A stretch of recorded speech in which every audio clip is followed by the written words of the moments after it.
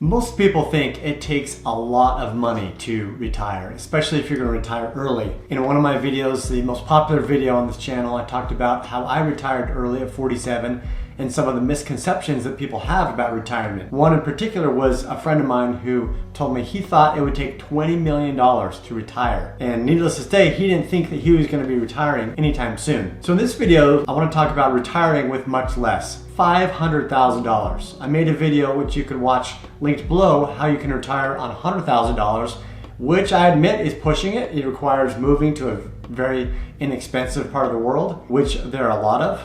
But in this video, I'm going to talk about how you can retire comfortably on $500,000. I'm going to do this in two steps. One, looking at the budgeting and planning that is required to retire on a relatively low amount of money and some of the misconceptions around that. And two, some places where you can live comfortably in the US and outside of the US on $500,000. So a few things to consider when you're thinking about retiring on $500,000. First of all, look at your annual spending. How much are you spending where you currently live? What is your annual budget? If you're going to retire on that amount of money, you need to get good at budgeting and tracking your money. Where is your money coming from? Second is looking at your income. If you don't have an income anymore, can you generate income from your investments plus any other income that you might get from Social Security or insurance payments or anywhere else? So the general rule of the 4% rule is that you can live on 4% of your investments. So if you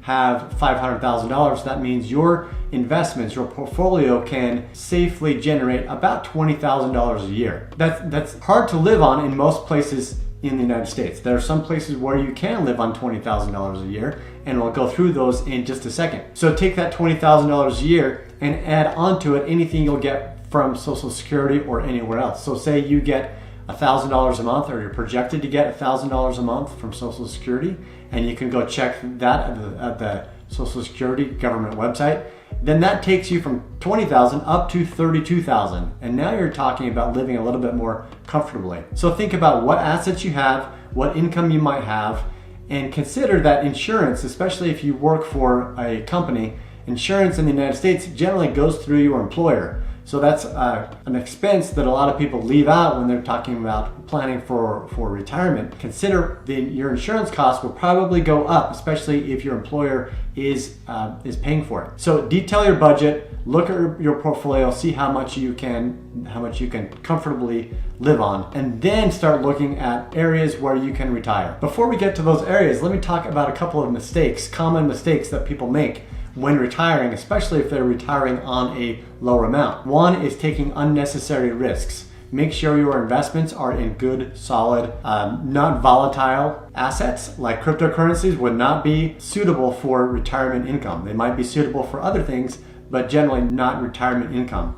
Don't leave your money in the bank where it's going to get very low return. It's not going to keep up with inflation. So make sure that your money is invested minus some money for expenses for the next few months. Third is making sure that you're following your budget. Even before you retire, make sure that you are familiar with where all your money is going so you have a realistic handle on how much it costs you to live every month. Next is applying for Social Security too early. The earlier you apply for Social Security, the lower the amount is. So the longer you can wait, the better. And then lastly is making sure that you are not house rich and cash poor. You can't live off the equity of your house, even though that is included in the calculation of what your net worth is. That equity doesn't really help you much in retirement. It might help you lower your payments, especially if you have a paid off house, but it's not cash coming in to help you pay your bills. Okay, so the last thing that you can do is, if you're thinking of retiring on $500,000, is think about any income you're going to generate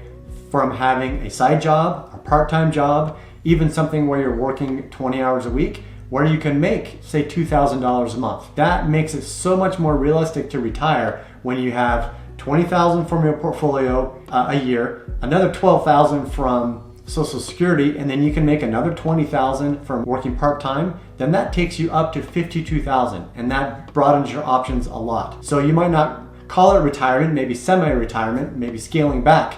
But then you've got three sources of income. You've got your portfolio, you've got Social Security, and you've got a side income or a side business where you can bring in bring in some money. If it's a new business, you might not want to count on all of that money all at once because it takes time to grow a business. But if you can go get a job, then you can count on that money to add to all of the other money that you're bringing in. So let's say that you're bringing in just $25,000 a year off of Social Security, call it $30,000 a year off Social Security and your investments. What can you do to further lower your expenses? There are two options. One, move to a lower state. If you're in the United States, there are plenty of states that you can move to that have a lower cost of living. And then we'll look at some countries that you can move to. Okay, so here are some places that you can move to that have a low cost of living.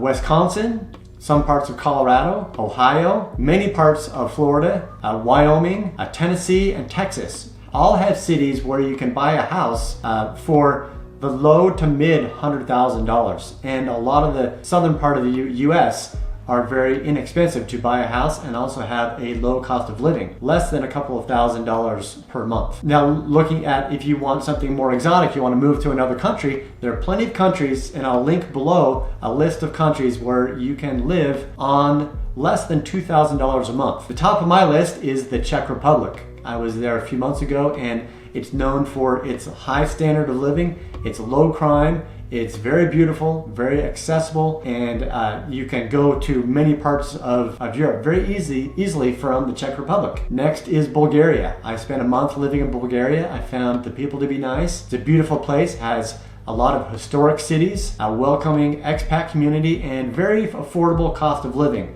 And also very close to a lot of things. If you haven't traveled a lot and you want to go somewhere to travel for a while, then Bulgaria is a great place, as is the Czech Republic, and very inexpensive. Some of the cheapest countries or cities to live in the world are in Bulgaria. Albania is another one, known for its low cost of living and beautiful landscape. Portugal has become very popular over the last few years. That continues to be a popular destination for Europeans, for Brits, for Americans, but in the big cities and in the southern part, in the Algarve, it's getting more expensive.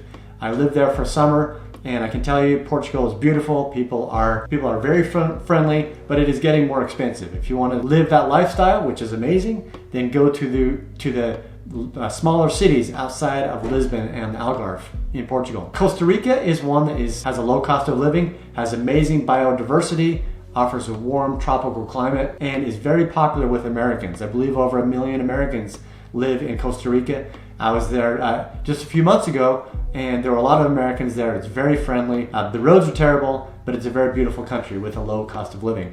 Mexico is one that's right next door for the Americans that we can just travel down on the border. There are many parts of Mexico that you would not want to live in, but Mexico has a lot of great places that are safe and very affordable. The last three we'll talk about are in Asia, Thailand, Malaysia, and Vietnam, which are also all considered very, very safe and very affordable. So to wrap up this video, think about places that if you're going to retire on less, where you can move to within the United States or outside of the United States that will give you a lower cost of living, so your dollar will stretch more. And then secondly, look at how much money you have that you can live on and how you can boost your income so you can make it very possible to live off and retire off of $500,000. Do you think this is possible? Have you done it? Are you doing it? Comment below, let me know what your experiences are, especially if you're doing it right now, what you think of and how it's going, and can you retire on $500,000?